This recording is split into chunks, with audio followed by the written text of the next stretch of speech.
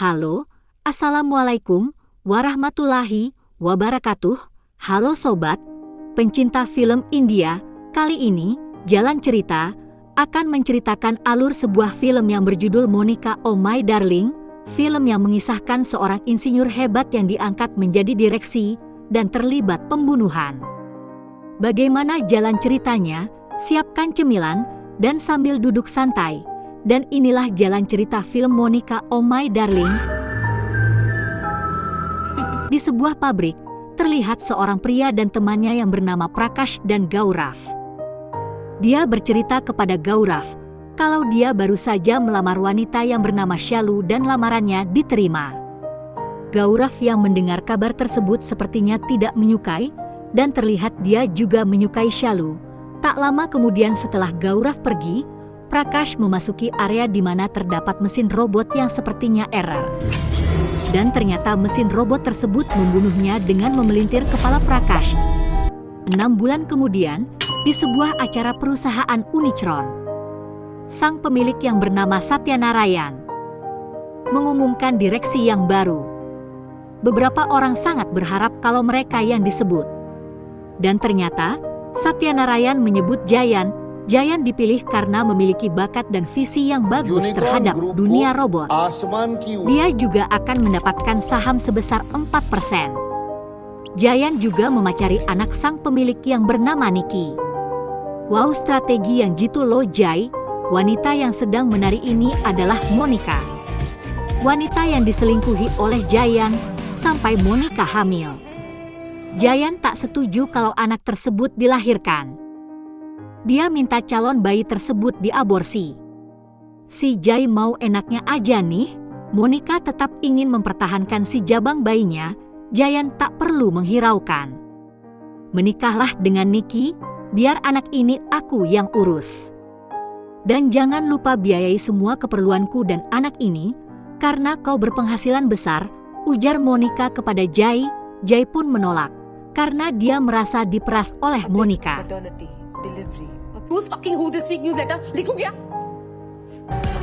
Besoknya Jay mulai bekerja di posisi direksi dengan ruangan khusus. Saat dia membaca sepucuk surat, Jay tersentak kaget. Karena isi surat dan beberapa foto, berisikan foto-foto Jay dengan Monica di hotel. Pesan surat tersebut adalah memberikan informasi kalau Jay harus datang ke hotel jam 11 malam. Sesampainya di kamar hotel, Jay lagi-lagi kaget. Dia jantungan gaya? Yang membuat dia kaget adalah munculnya anak dari Satya Narayan kakak Nikki, yaitu Nishikan. Dia menjelaskan kalau dia adalah korban dari Monica, yang mengaku sedang mengandung anak dari Nishikan. Ternyata di kamar hotel tidak hanya mereka berdua. Satu lagi korban Monica yaitu Arvin, dengan model yang sama.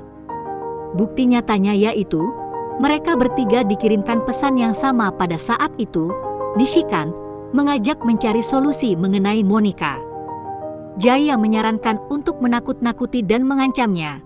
Arvin setuju dengan saran Jay, tapi tidak dengan Nishikan, karena jika Nikki, ayahnya dan istri Arvin tahu akan masalah ini, maka karir dan kehidupan kita bertiga selesai. Saran dari Nishikan adalah membunuh Monica. Mendengar saran dari anak bosnya, membuat mereka kaget. Nishikan memberikan 3 koin, yang di masing-masing sisinya berbeda. Ada King, Jack, As dan Queen.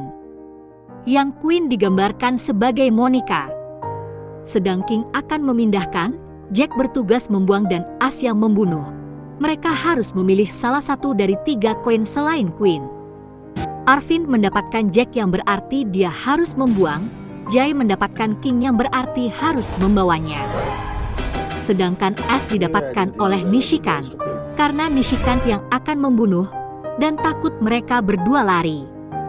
Maka dibuatlah surat perjanjian bahwa mereka bertiga yang membunuh Monica. Surat tersebut disimpan oleh Nishikan. Ada yang janggal dari tingkah si Nishikan ini, bermuka bejat. Kira-kira apa yang akan dilakukan sang anak pemilik perusahaan ini? Mari kita lanjut jalan ceritanya. Keesokan harinya, Jay mengajak Nikki ke villa dekat danau milik ayah Nikki. Setelah Jay memberikan obat tidur, dia berenang dan menaiki sepeda untuk ke stasiun. Setelah itu Jay mengambil mobil box dari pabrik perusahaannya. Entah bagaimana ceritanya, Monica sudah terbunuh dan terbalut terpal. Jay tak memeriksanya terlebih dahulu bahwa mayat tersebut Monica atau mayat orang lain. Mungkin karena paniknya, saat Jay melintas di sebuah jalan dia dihadang bodyguard yang ternyata ingin meminjam toolbox yang ada di mobil Jay. Sampailah Jay di sebuah hutan dan juga Arvind yang datang menyusul. Saat ini harusnya tugas Arvind yang membuangnya. Namun, Arvind takut untuk melakukannya sendiri. Maka ia minta bantuan Jay. Jay menolak karena dia harus sampai di villa sebelum Nikki bangun. Tak ada pilihan lain, Jay ikut membantu Arvind. Karena ada seekor hewan buas, mereka tak jadi membuang ke danau atau menguburnya. Sudah keburu takut, karena sepeda Jay dicuri saat dia naik kereta sebelumnya, maka dikebingungan untuk kembali ke villa. Dia mencoba naik taksi, namun sopir taksi tak ada yang mau, karena lebih asyik rebahan di dalam mobil, dan tak ada jalan lain selain merampas motor orang. Itulah yang dilakukan Jay, agar cepat sampai villa. Dan Jay pun sampai di villa bersamaan Nikki bangun.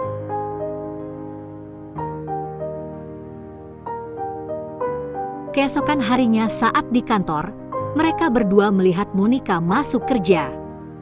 Arvind dan Jay menjadi bingung. Mereka bertanya-tanya mayat siapa yang ada di dalam terpal yang mereka pindahkan. Tak lama muncullah berita mengabarkan bahwa mayat yang di dalam terpal itu adalah mayat Nishikan. Yang membuat Arvind dan Jay kaget, karena mereka pikir itu adalah mayat Monica. Polisi pun datang untuk menyelidiki tewasnya si Nishi. Arvind menebak bahwa yang membunuh Nishi kemungkinan adalah Monica dengan bantuan orang lain. Beberapa hari kemudian, Arvind menerima paket yang dikira itu adalah coklat, namun ternyata itu adalah seekor kobra. Berita mengenai hal itu juga muncul di televisi karena Arvind terbunuh oleh bisa kobra, dan Jay melihat berita tersebut bersamaan paket yang ia terima, dan isinya sama seekor ular kobra imut. Semakin hari Jay menjadi takut dengan Monica, sampai Jay menerima pesan bahwa ia ditunggu di atas dan juga mengirimkan sebuah foto perjanjian yang pernah dia buat bersama Nishi. Sesampainya di atap dan akan mengambil sepucuk surat perjanjian, tiba-tiba dia didorong oleh Gaurav yang menyebabkan Jay jatuh. Namun dia selamat. Dengan bergelayut di tepi, kertas perjanjian itu terbang dan hinggap di kaca mobil polisi. Jay berhasil menyelamatkan kertas tersebut dengan perjuangannya.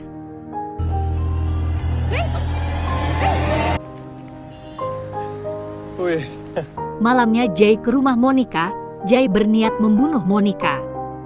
Sesampainya di rumah Monica, dia memperlihatkan kamar calon bayinya. Membuat Jay menjadi kesal. Tak lama kemudian terjadilah percekcokan di antara mereka berdua. Hingga Jay hampir saja membunuhnya dengan ikat pinggangnya. Seketika Jay sadar dan melepaskan ikat pinggang tersebut. Akhirnya mereka berdamai dan membahas soal kematian Nishi dan Arvan.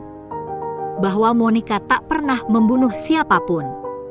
Tak lama kemudian Nikki menelpon Jay, yang mengaku habis bermimpi dan merasa ketakutan, namun kenyataannya dia sedang berada di parkiran dengan mobilnya yang seolah sedang takut. Setelah Jay menutup telepon dari Nikki dan berbalik, dan Monica tewas dengan mulut berbisa. Jay menjadi panik namun terkontrol.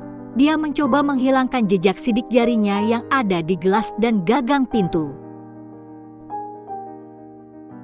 Paginya dia didatangi kedua polisi yang menyelidiki pembunuhan Nishi, Arvan dan Monica. Jay kaget saat sang polisi tersebut menanyakan apakah Monica sedang hamil. Lalu polisi mengambil bulu mata Jay untuk dicocokkan dengan DNA bayi yang dikandung Monica. Karena DNA Nishi dan Arvan tak cocok, tinggal DNA Jay yang belum dipastikan. Jay juga dituduh yang merencanakan pembunuhan Prakash karena mesin robot yang ia buat. Saat ini Jay terancam dikeluarkan dari perusahaan karena direktur-direktur yang lain mempermasalahkan hal tersebut. Jai diberhentikan dan diminta untuk berlibur sementara waktu.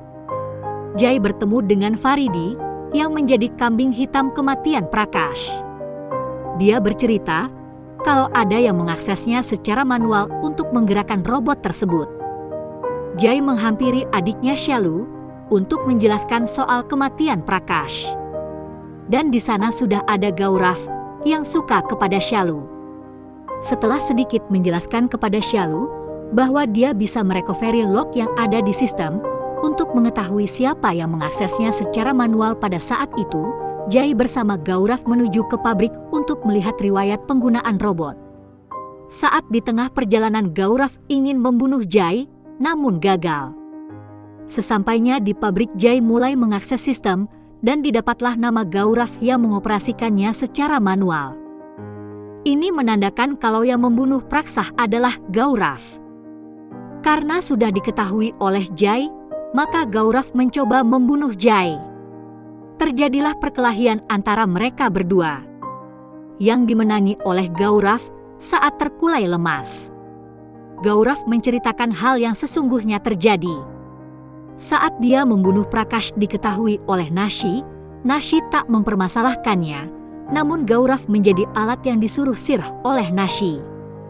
Dia disuruh memasang kamera pengintai oleh Nashi, yang dipasangkan di ruangan rumah Monica. Pada saat kematian Nashi, dia diminta untuk membunuh Monica. Namun Gaurav menolaknya dan membunuh Nashi. Dia juga membunuh Arvind dengan ular kobra. Kemudian Jai dibawa ke mesin robot untuk dibunuh oleh Gaurav dengan robot, seperti yang ia lakukan kepada Prakash. Sayangnya cara tersebut tak berhasil. Jai mengambil alih melalui jam tangannya yang bisa mengakses si robot. Dan tewaslah Gaurav dengan robot tersebut. Jai terbebas dari tersangka pembunuhan. Soal Gaurav, dia membunuh untuk mempertahankan diri. Televisi kembali memberitakan kalau Tamang adalah yang membunuh Monica karena mengandung anaknya. Lalu Tamang bunuh diri dengan meminum racun. Di acara pemakaman, Jai menanyakan kepada Shalu apakah Monica benar hamil dan anak siapa. Shalu hanya menjawab, ipar. Jai mulai curiga dengan adiknya, hingga ia mencari-cari surat perjanjian yang dibuat dengan Nishi dan Arvind.